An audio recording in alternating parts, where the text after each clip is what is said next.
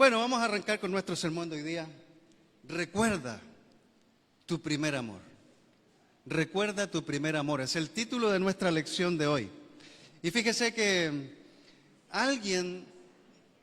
me parece que Franz en la Santa Cena estaba hablando acerca de recordar. Si no me equivoco, mencionó al menos la palabra recordar. Y yo pensé, wow, está hablando de lo que vamos a hablar en el servicio, porque vamos a hablar acerca de recordar. Por ejemplo, para los que son casados, para los que somos casados, ¿recuerdas cuando todavía no te casabas con tu esposa? ¿Sí? ¿Recuerdas ese tiempo en que eras como el gallo cortejando a ella, dando vuelta por aquí, por acá, muy atento, con regalos y todas esas cosas para enamorarla, para mostrarle lo mejor de ti, porque obviamente te encantaba, pues no, ella iba a ser tu esposa, entonces estábamos buscando hacer lo mejor.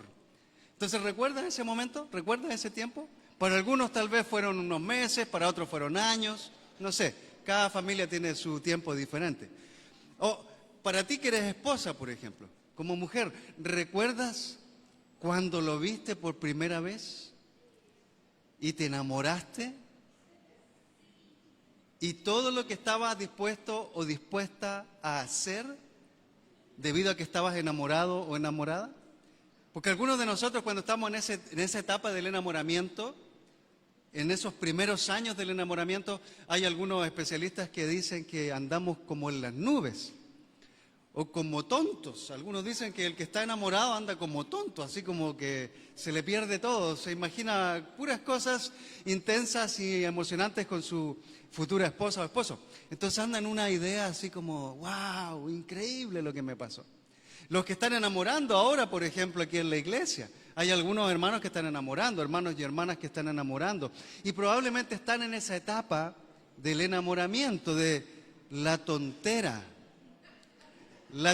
emocional donde se te suben las hormonas y sientes mariposas en el estómago y ves a la persona que amas entrando por la puerta y ya hasta casi no puedes respirar.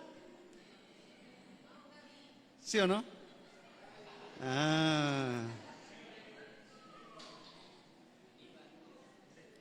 Pero recuerda eso.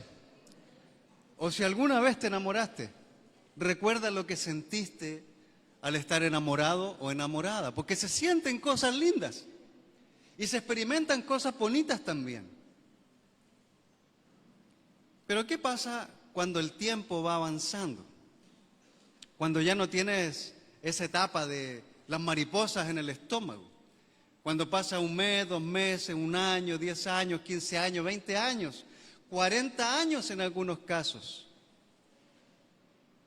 A veces la relación cambia. A veces la relación se enfría o se entibia. Pues fíjese que eso mismo que pasa con los seres humanos en nuestras relaciones sentimentales, también pasa con la iglesia. También pasa con la iglesia. Y por eso Dios nos llama constantemente en las Escrituras a recordar el compromiso que teníamos al principio. Hoy quiero compartir con ustedes una lección de una de las iglesias del Apocalipsis, así que vamos a ir a Apocalipsis. No voy a poder compartir todo lo que tengo preparado en el estudio porque es bastante, pero voy a hacer algunos puntos para que vayamos comprendiendo un poquitito acerca de lo que el apóstol Juan está queriéndonos transmitir aquí en el Apocalipsis. Ahora conmigo, por favor, Apocalipsis en el capítulo 1, porque vamos a pasar al capítulo 2 rápidamente, pero solo para hacer una especie de introducción. Entonces vamos a mirar Apocalipsis capítulo 1, versos 1 al 4, y luego vamos a entrar a hablar acerca de la iglesia en Éfeso, que es una iglesia que amaba a Dios, pero tenía un problema que nosotros también podemos tener. Entonces dice así, Apocalipsis capítulo 1, verso 1 al 4. Esta es la revelación de Jesucristo que Dios le dio para mostrar a sus siervos lo que sin demora tiene que suceder. Jesucristo envió a su ángel para dar a conocer la revelación a su siervo Juan, quien por su parte da fe de la verdad, escribiendo todo lo que vio, a saber, la palabra de Dios y el testimonio de Jesucristo. Dichoso el que lee y dichosos los que escuchan las palabras de este mensaje profético y hacen caso de lo que aquí está escrito, porque el tiempo de su cumplimiento está cerca. Yo, Juan, escribo a las 7 iglesias que están en la provincia de Asia. Señor, buenos días, queremos saludarte. Primero queremos dar gracias por tu palabra. Queremos dar gracias, Señor, por estar con los hermanos, por poder cantarte, por poder adorarte juntos y ahora por poder profundizar también en tu mensaje. Oramos, Señor, que tu palabra confronte nuestros corazones. Que esta mañana nosotros podamos mirarnos a través de la Escritura y no a través de los ojos de otras personas. Que esta mañana podamos mirarte y apreciarte a ti profundamente, mirándonos a nosotros mismos ahora, en este momento, en este lugar, para que podamos comprender cuán grande es tu gracia y lo mucho que de pronto podemos alojarnos también de ti. Señor, permite que tu palabra nos toque y permíteme a mí enseñar lo que has puesto en mi corazón también esta semana. Gracias, Padre. En el nombre de Jesús te oramos. Amén. Un poco de introducción o de contexto. Fíjese usted que en primer lugar, la palabra apocalipsis no se refiere a lo que nosotros vemos en las películas, ¿no? Porque usted ha visto películas apocalípticas. ¿Se ha dado cuenta, por ejemplo, que hay series en estas Netflix, por ejemplo, en otras plataformas de películas que muestran películas, valga la redundancia, donde se enseña que va a quedar la catástrofe y después el Señor va a venir? Y bueno, hay un montón de argumentos sobre eso, pero nos muestran que todo lo que se relaciona con Apocalipsis tiene que ver con el fin del mundo. Y la verdad, mis queridos hermanos, es que Apocalipsis no tiene nada que ver con el fin del mundo. No tiene nada que ver con que estos desastres que nosotros vemos hoy día, por ejemplo en la televisión, huracanes, terremotos, guerras por todos lados, no tiene nada que ver con lo que está diciendo Apocalipsis. Porque Apocalipsis fue escrito en un contexto completamente diferente al nuestro. De hecho, fue escrito a iglesias completamente diferentes a la nuestra. Fue escrito en el primer siglo.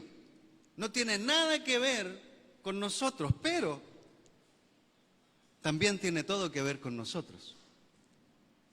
Porque fue escrito a la iglesia. Y como fue escrito a la iglesia, los principios que se enseñan en Apocalipsis sirven para nosotros también hoy en día. Entonces el mensaje de Apocalipsis es una revelación de Dios a Jesucristo para que Jesucristo se lo entregue a Juan y por medio de Juan el apóstol se le predique a estas 7 iglesias que estaban en Asia. La palabra Apocalipsis se traduce como revelación y una revelación es algo que ha estado oculto, que nadie conoce, pero que en un momento se da a conocer para todos los demás. Así que lo que estamos viendo acá es que Jesús está revelando al apóstol Juan lo que iba a pasar en el corto plazo con estas 7 iglesias que estaban enfrentando la persecución por parte del Imperio Romano. ¿Usted vio alguna vez la película esta, La Guerra de las Galaxias? ¿La Guerra de las Galaxias? ¿Se acuerda de cuando empezaba la Guerra de las Galaxias aparecía el universo, las estrellas, y empezaban las palabras a aparecer poco a poco, ¿no? Como un argumento de lo que había ocurrido o iba a ocurrir. Pues algo parecido está pasando aquí. Los hermanos en el primer siglo están mirando la imagen de algo que va a pasar en el corto, en el mediano plazo, pero mientras ellos estaban vivos. Hablamos de un periodo en la historia del tiempo en que los emperadores tenían mucho poder sobre Roma, especialmente algunos que se creían dioses. Y por ende, la iglesia, al no reconocer a un emperador, un hombre como un dios, era criticada, martirizada, asesinada, quemada, empalada, y a otros como Juan, el apóstol, encerrados en una prisión. Juan se encuentra en una isla muy cerca de Éfeso. Si usted mira el mapa, no tengo el mapa aquí, pero usted mira el mapa de las iglesias del Apocalipsis, se dará cuenta que Patmos era una isla muy cerca de Éfeso, donde había una cárcel. Y en esa cárcel está precisamente el apóstol Juan. El apóstol Juan está viejo, alrededor de 80, 90 años aproximadamente, un hombre de mucha edad que ha servido mucho a Dios, pero ahora está preso a causa del nombre de Cristo. Y se dice que Patmos era una prisión política. Ahora uno piensa, ¿y qué tiene que ver la religión con la política? Pues en ese tiempo tenía mucho que ver. De hecho, tenía todo que ver. Porque el emperador era visto como Dios por el imperio. Y si una persona estaba en contra del emperador, estaba en contra del imperio. Y los cristianos no reconocían a alguien que no fuera Cristo como Señor. Así que todos los que estaban en contra del imperio o eran asesinados o como Juan eran encerrados por tener un mensaje controversial en contra del emperador. Así que eso es un poquito de contexto para lo que está pasando acá.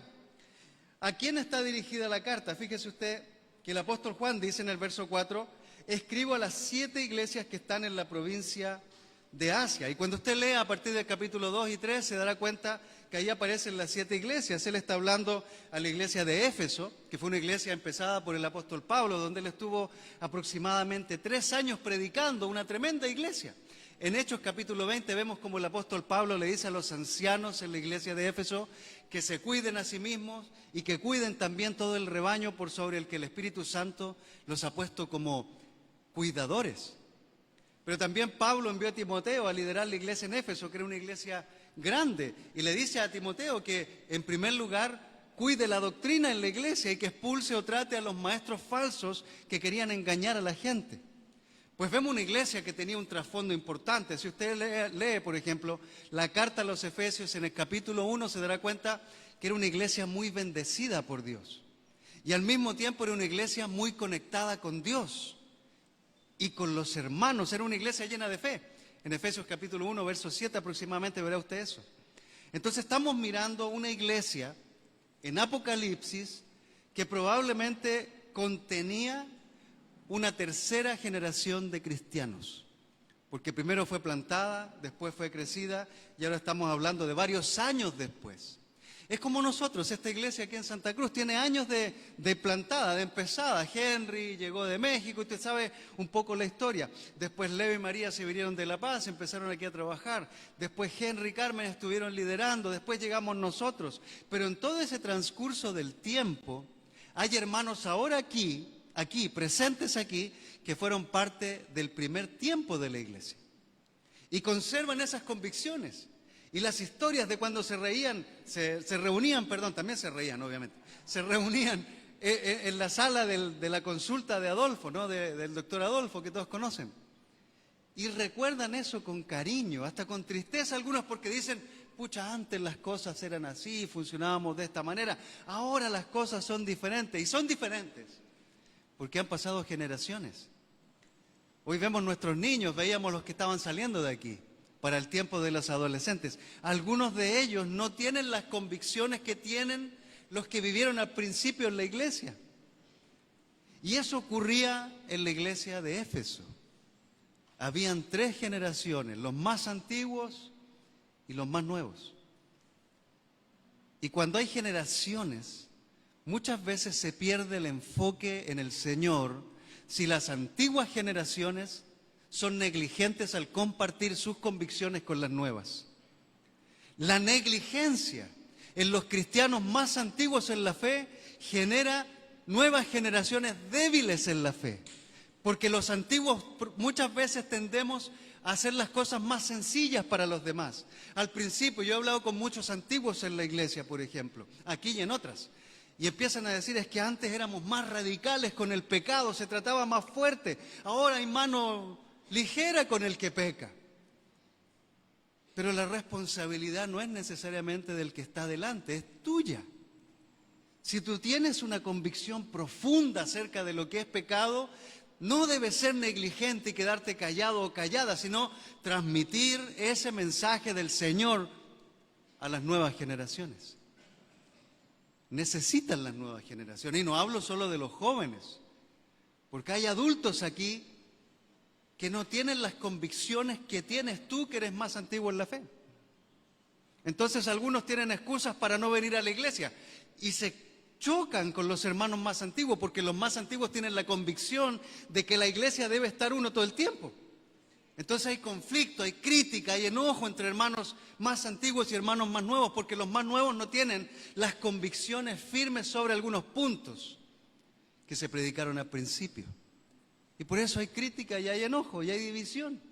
Cuando en realidad lo que deberíamos hacer es los antiguos, aprender de las cosas nuevas que Dios está enseñando, pero compartir las convicciones buenas que tienen ellos con los nuevos, para que los nuevos vayan teniendo el mismo amor y compromiso con Cristo. ¿Estamos en la misma página? Esto es importante y se da también en nuestras familias. ¿Sabe usted que años atrás o generaciones atrás, por ejemplo, en nuestra generación, la de mi esposa y mía, nuestros padres eran bastante estrictos y nos trataban bastante fuerte en algunas cosas? Los abuelos nuestros eran muy estrictos. Por ahí yo he escuchado hablar del colepeji. ¿Será? Colepeji se llama, ¿no? Eso, buenísimo. Y hasta algunos ponen en el WhatsApp de la iglesia, antes, qué sé yo, nos disciplinaban de esta forma. O si no nos comíamos la comida, llegaba el colepeji. Pero hoy día no es así. Porque tenemos más miedo de disciplinar a los hijos nuestros. Tenemos más miedo de hacerles notar en qué se están equivocando, porque usted sabe, los derechos humanos hoy día son usados para cualquier cosa. Hasta se sacan de contexto muchas veces, pero están ahí. Y en el colegio les enseñan a respetar a sus padres, pero al mismo tiempo a ser mentirosos y a ir en contra de Dios y a faltarle el respeto a los padres. Entonces, los más antiguos tienen o tenemos la responsabilidad de ayudar a los más nuevos, para que tengan las convicciones buenas que vienen de Dios, no las que vienen simplemente de los demás. Enfocar en Dios. Entonces esta iglesia, hermanos queridos, estaba enfrentando esta situación de las generaciones sin el entrenamiento adecuado. Así que lo que vemos aquí pues es la revelación de Dios, en primer lugar para los siervos de Cristo. En segundo lugar, Juan fue encargado de recibir y dar a conocer el mensaje. En tercer lugar, la revelación es para leerla, escucharla y aplicarla. ¿Sabe? Cuando Apocalipsis empieza a tener sentido en nuestra vida, no es cuando empezamos a descubrir lo que significan las visiones o los sueños o las cosas que Juan ve. Apocalipsis tiene sentido en nuestra vida cuando entendemos que es parte de la Biblia y que es el mensaje de Jesús a la iglesia y que nos dice que debemos escuchar, que debemos leer y que debemos poner en práctica el mensaje. Así que lo que yo espero de cada uno de nosotros hoy día no es simplemente que escuche un mensaje, porque muchos de nosotros los domingos escuchamos un mensaje, pero el siguiente día de la semana continuamos viviendo de la misma manera. Yo quiero pedirle hoy, así como Dios ha tocado mi corazón durante la semana, con este pasaje, que usted lea, que usted escuche a Dios hablar, que no me escuche a mí hoy, escuche a Dios hablar, escúchele. Y después se va a dar cuenta por qué es importante que le escuche. Y luego ponga en práctica lo que hoy escuche. Es decir, ponga atención, no al mensajero, sino al mensaje, que viene directamente del Señor. Es un mensaje escrito en un género literario diferente al que estamos acostumbrados, porque estamos acostumbrados a leer los evangelios, las cartas, que de pronto son un género más narrativo. Entonces el Apocalipsis es diferente, porque es un género que utiliza visiones, sueños, imágenes. Aquí va a haber una serpiente de varias cabezas, un dragón, una prostituta, un montón de imágenes que uno dice, ¿qué está pasando aquí? Pero todo se relaciona con una sola cosa, la iglesia. Jesucristo quiere la integridad de su iglesia. Y si usted es cristiano, Jesucristo quiere su integridad y la busca. Si usted aún no ha decidido ser cristiano, usted se está perdiendo las bendiciones de serlo. Y necesita con urgencia arrepentirse y bautizarse para estar con Dios.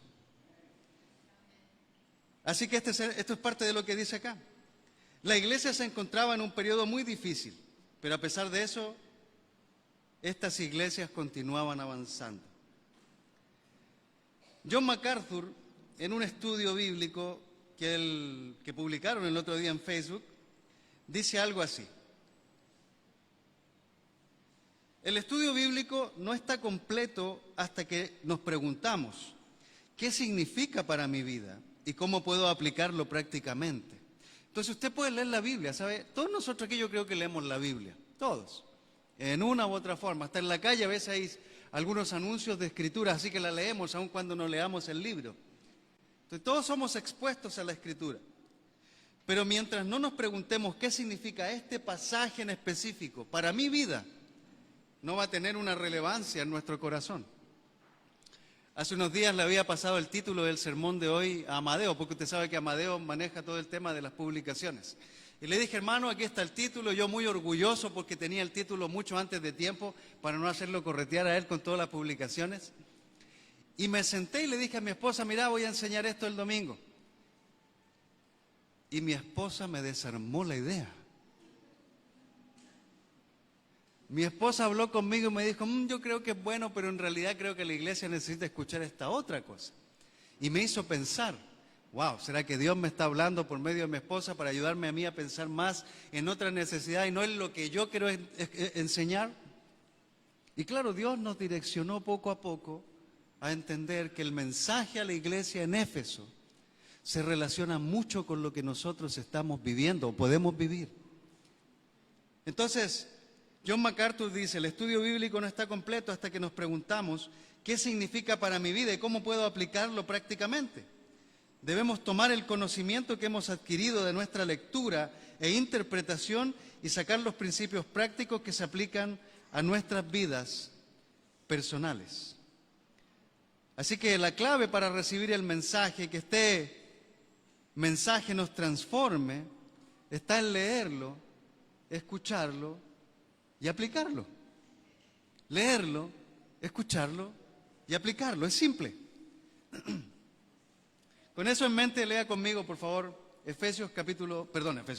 Apocalipsis capítulo 2. Como estoy hablando de la carta a los Efesios, me fui para Efesios. Apocalipsis capítulo 2, verso 1 al 7. Y mientras leo, por favor, vaya reflexionando también en lo que dice la Escritura. De pronto la puede relacionar con usted mismo. Dice así, y recuerde que Jesús es el que está hablando. Escribe al ángel de la iglesia de Éfeso. Esto dice el que tiene las 7 estrellas en su mano derecha y se pasea en medio de los 7 candelabros de oro. Conozco tus obras, tu duro trabajo y tu perseverancia. Sé que no puedes soportar a los malvados y que has puesto a prueba a los que dicen ser apóstoles, pero no lo son. Y has descubierto que son falsos. Has perseverado y sufrido por mi nombre sin desanimarte. Sin embargo, tengo en tu contra que has abandonado tu primer amor.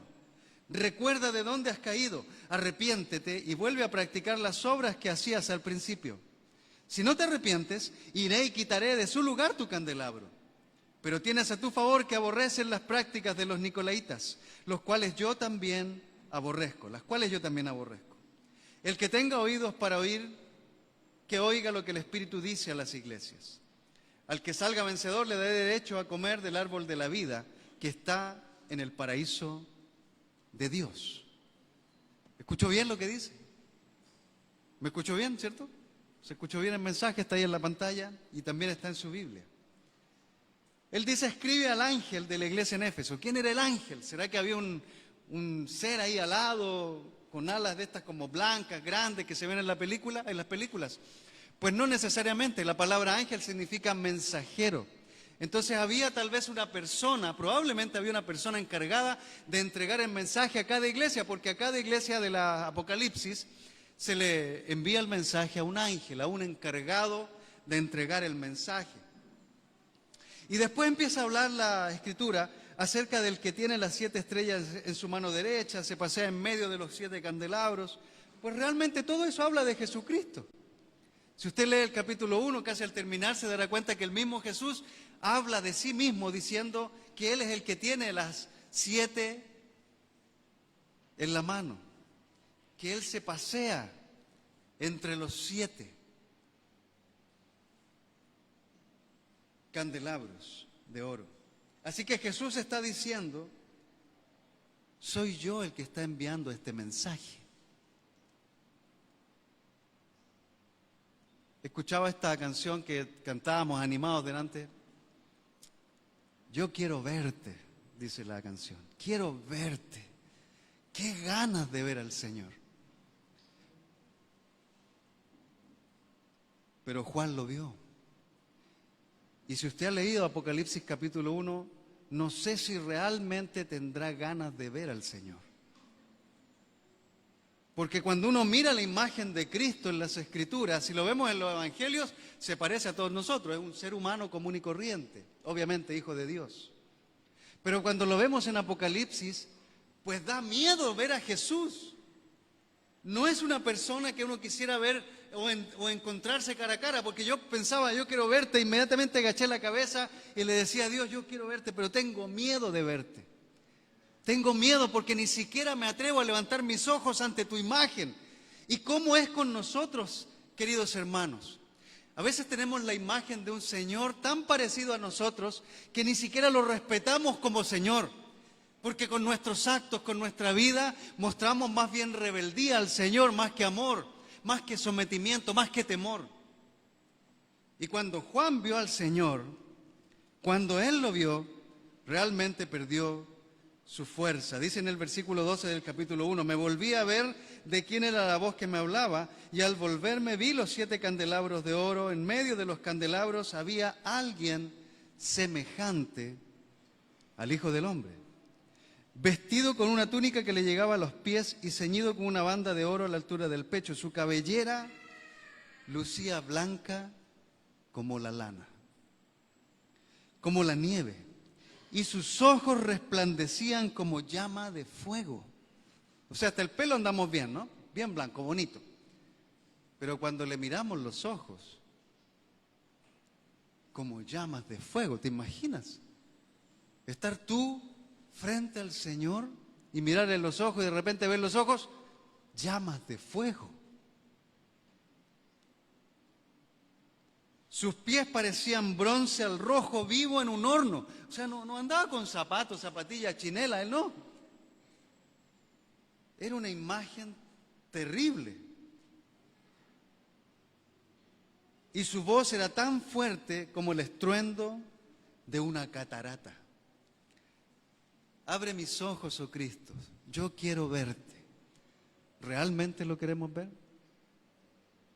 Hermanos, preguntémonos por favor, ¿realmente queremos estar con nuestro Señor? ¿Realmente queremos conectarnos con este Dios todopoderoso que tiene esta imagen increíble que es muy diferente a nosotros y es tremendamente santo? Pues ese Señor es el que está hablando a la iglesia en Éfeso. Y le dice, conozco tus obras. Ayer me puse a llorar con este mensaje. Mientras estaba trabajando en el sermón, lloré.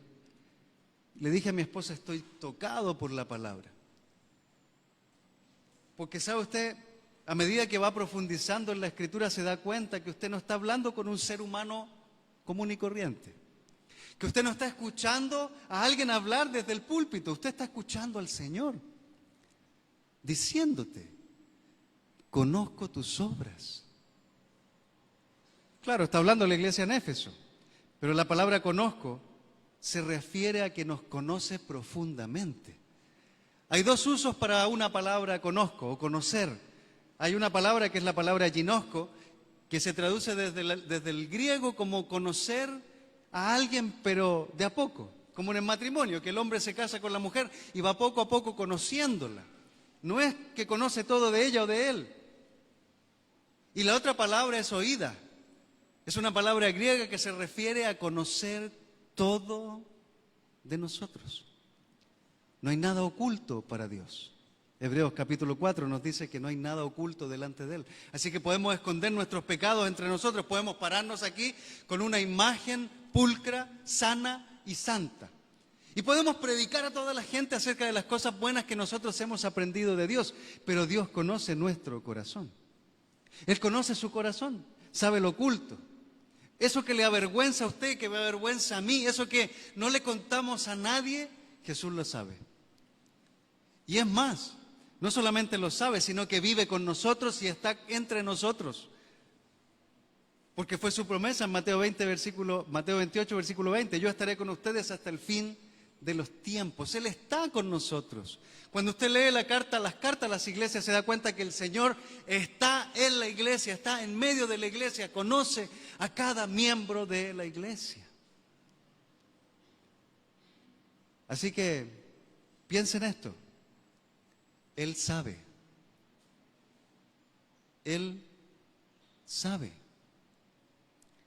Puede que el otro no sepa. Puede que el hermano o la hermana no sepa. Puede que nadie aquí sepa lo que usted pensó, miró o hizo en la mañana, pero Él sabe. Profundamente. Ahora, cuando nosotros nos damos cuenta de que Él sabe, podemos reflexionar en cómo vivimos nuestra vida también, porque Él sabe. ¿Le ha pasado a usted, por ejemplo, que anda en la calle? Para los que conducen, por ejemplo, andan en su auto y de repente aparece una patrulla de los policías al ladito.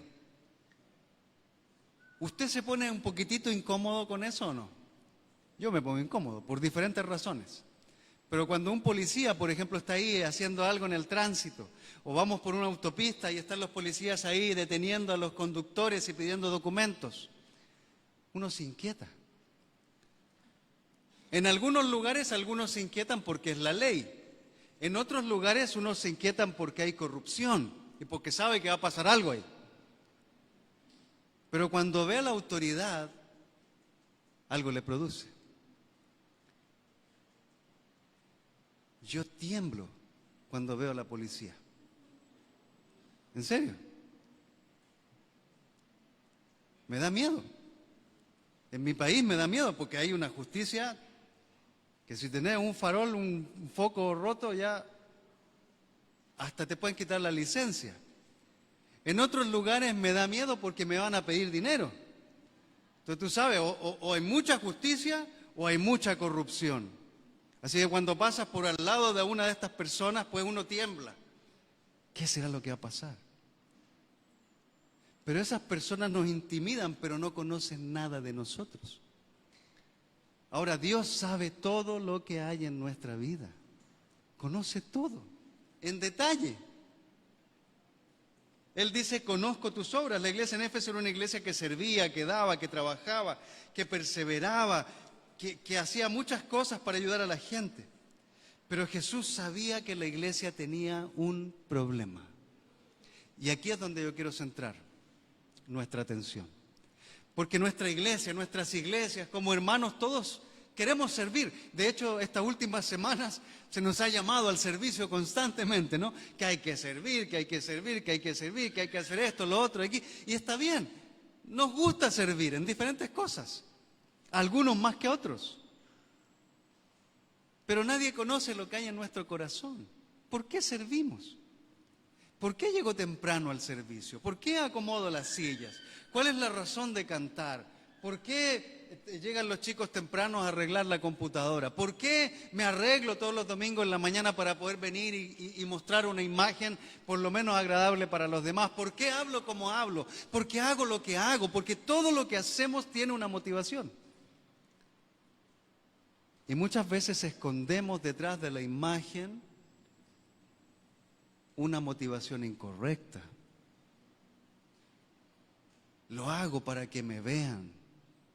Lo hago para que sepan que existo, porque a nadie más le importo. Lo hago porque quiero que esa hermana me note, quiero que ese hermano me note. Lo hago porque quiero sentirme bien conmigo mismo. Salud. También. Mira cómo se conectan, ¿no? Pero Jesús conocía algo. Él dice, conozco tus obras, tu trabajo duro y perseverancia. Sé que no puedes soportar a los malvados, así que era una iglesia estricta. Cuidaban la doctrina en su iglesia. Disciplinaban a los hermanos rebeldes.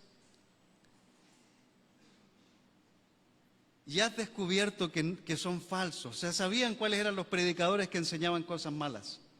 Has perseverado y sufrido por mi nombre sin desanimarte. Era una iglesia que sufría por el nombre de Cristo. Pero curiosamente Jesús les dice algo.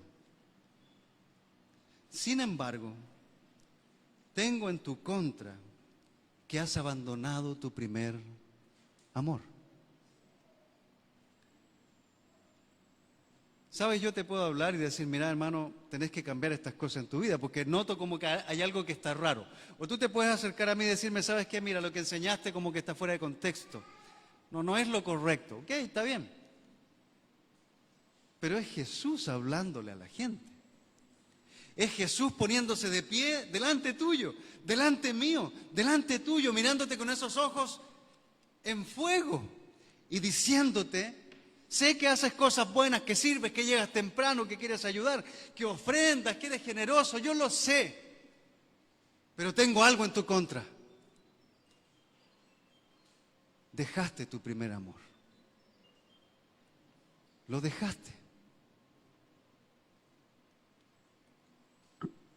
Bill Reeves, un maestro de la Biblia que sigo hace muchos años, ya fallecido, dice: la iglesia de Éfeso tenía un problema cardíaco. Aborrecía lo que el Señor aborrecía, pero no amaba lo que el Señor amaba. Cumplía con sus deberes, pero sin ardor y fervor, como una esposa sumisa, pero faltante en amor. O como el miembro de la iglesia que asiste, canta y ofrenda en las asambleas regulares, pero no motivado por amor a Cristo. Podemos hacer cosas, pero no motivados por el amor. Brian Bell, otro predicador que sigo, dice que la iglesia en Éfeso enfrentó lo que significa que se había acabado la luna de miel. Se acabó la luna de miel. Se terminó el amor. Chris Benfield menciona que los efesios se habían dejado su amor prioritario. No el primero en orden, pero primero en rango. Él dice: hubo un tiempo en que su amor por Jesús era vibrante y consumidor. ¿Recuerdas cuando recién te bautizaste? ¿Recuerdas cuando recién entraste al agua y saliste? Yo recuerdo. Queríamos predicarle el evangelio a todo el mundo, hasta nos poníamos mal con nuestra familia, porque les predicábamos e insistíamos para que se volvieran a Dios y no nos tomaban en cuenta, pero seguíamos predicando y predicando, y salíamos a la calle, íbamos a las plazas, compartíamos con los vecinos, invitábamos a nuestros compañeros de trabajo, de universidad, para que conocieran a Dios.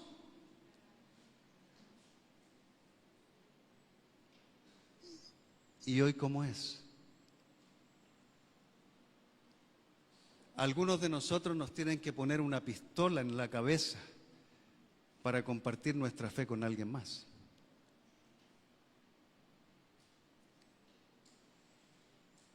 Este hombre dice: ellos perdieron el celo de su amor. Todavía amaban a Jesús, pero el amor profundo y apasionado por Él había desaparecido. Exteriormente estaban ocupados y tranquilos, pero interiormente eran fríos e indiferentes. Qué trágico es que un hijo de Dios se enfríe hacia el Señor. Nuestras actividades y trabajos podrán agradar al Señor, pero un corazón amoroso es lo que Él quiere. Así que podemos hacer miles de cosas, pero no tener la motivación correcta, no tener el amor correcto, haber cambiado las prioridades. Es importante, hermanos, reflexionar. Nosotros, reflexionar. Porque sí, esta carta fue escrita a la iglesia en Éfeso hace muchos años atrás, en otra historia, en otra cultura. Nada que ver con nosotros, pero el principio de la carta nos toca directamente a nosotros como iglesia. Porque una cosa que siempre hablamos de la iglesia es que sirve mucho. La iglesia aquí es tremendamente generosa, sirve mucho, hace muchas cosas. Pero ¿por qué lo hacemos? ¿Por qué lo hacemos? Ese es el punto que Jesús quería tratar. ¿Por qué haces lo que haces? ¿Por qué insistes en lo que insistes? ¿Por qué te presentas de una manera hablando de mi nombre? ¿Cómo está tu corazón? ¿Cómo está tu corazón? Jesús tenía algo contra ellos.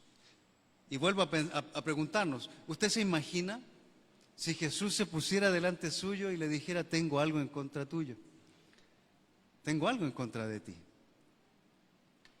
O le hablara a los administradores en nuestras iglesias que fielmente cuidan el dinero para que no se haga nada extraño con él y les dijera: sé que administras bien el dinero, pero tengo algo en contra tuya. O para los que cantan aquí, que hoy día fue tan espectacular, ¿no? Que nos llevan a adorar a Dios. Sé que te esfuerzas por cantar, pero tengo algo en contra de ti. Me cambiaste, te alejaste. ¿Sabe usted? La palabra que se utiliza para abandonar se refiere a un esposo o a una esposa que le ha pedido el divorcio a su cónyuge. Me hacía pensar John MacArthur en esto en la mañana, porque él decía, la persona que ha abandonado a Dios es como el esposo que llega a su casa después del trabajo y le dice a su esposa, ¿sabes qué? Ya no te amo. Pero no te preocupes porque voy a seguir trabajando, voy a seguir durmiendo contigo, voy a seguir alimentando a los niños, voy a seguir pagando las cuentas. No te va a faltar nada para comer, pero tienes que saber que ya no te amo.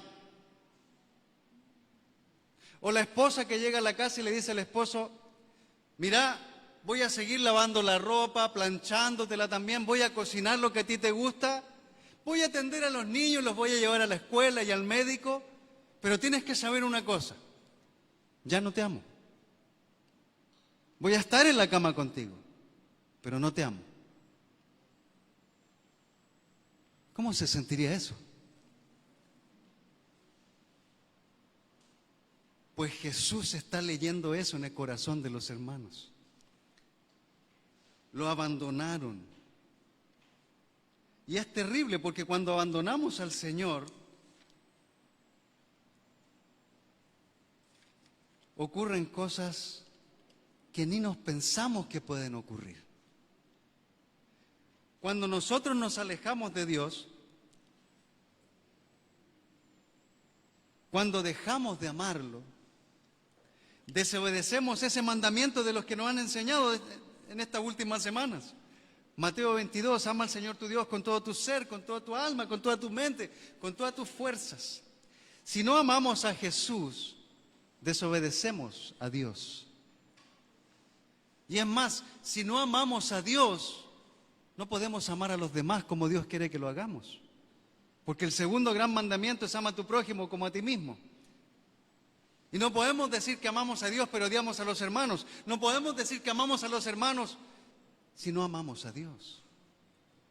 Así que si no amamos al Señor como Él quiere que lo hagamos, desobedecemos. Si no amamos al Señor, no vamos a querer pasar tiempo con Él. Y esto me cortó profundamente. Porque han habido tiempos en mi vida en que debido a la gran cantidad de actividades que tengo en mi agenda, mi tiempo con el Señor se ha reducido a lo mínimo. Mi oración, mi lectura, mi comprensión de la voluntad de Dios hacia mí se ha reducido a lo mínimo. Y ayer pensaba, wow, Señor, ¿cómo me he apartado de ti? ¿Cómo he dejado que las actividades, que la gente ocupe tu lugar?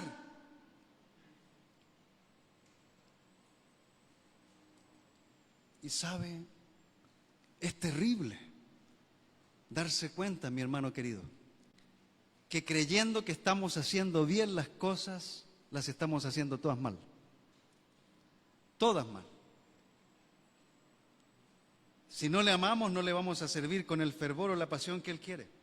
Podemos asistir a la iglesia, pero no querer servir con pasión en la iglesia. Así que el mensaje de hoy, mis queridos hermanos, es un llamado a la reflexión, a la autoevaluación, a preguntarnos si estamos realmente amando a Dios. Porque si no lo estamos amando, entonces le hemos dado vuelta a la espalda. Él sigue ahí, porque no nos ha dejado. Ahí no dice que Dios nos abandonó, que lo perdimos. No dice que lo perdimos. Dice que lo dejamos. Y que fuimos nosotros, si lo traemos a nuestro contexto, al dejar de amar al Señor, nosotros decidimos alejarnos de Él. Eso pasó con la iglesia de Éfeso. Y eso puede pasarnos a nosotros también. Así que la solución a todo esto es simple también. Y con esto quiero terminar.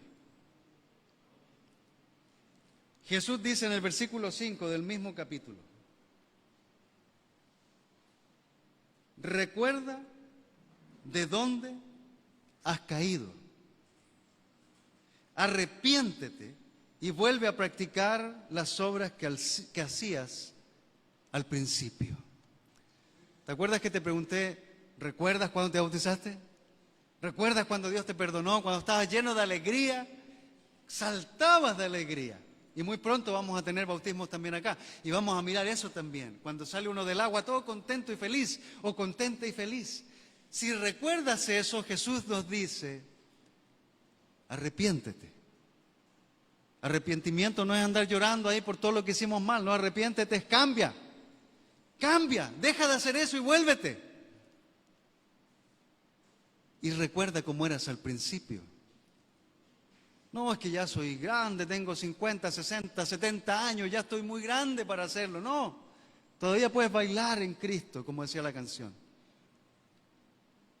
Así que la decisión para no caer en este mismo pecado de la iglesia de Éfeso es simple: recordar lo que hacíamos al principio, con el corazón que teníamos al principio. Arrepentirnos de todo lo que no hemos estado haciendo para el Señor.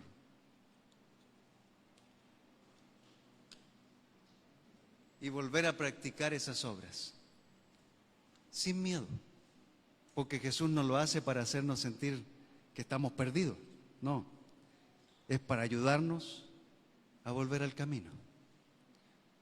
Amén. Entonces concluyamos con esto. Hoy podemos estar experimentando este problema también nosotros. Mucho trabajo, mucho servicio, muchas actividades, pero con la motivación incorrecta. ¿Y qué hay que hacer? Reflexiona en la motivación. ¿Qué mueve tu corazón? ¿Qué lo mueve? Y luego de eso, arrepiéntete y vuelve a hacer lo que hacías al principio. Amén. Que tengas una buena semana, hermano. Muchas gracias.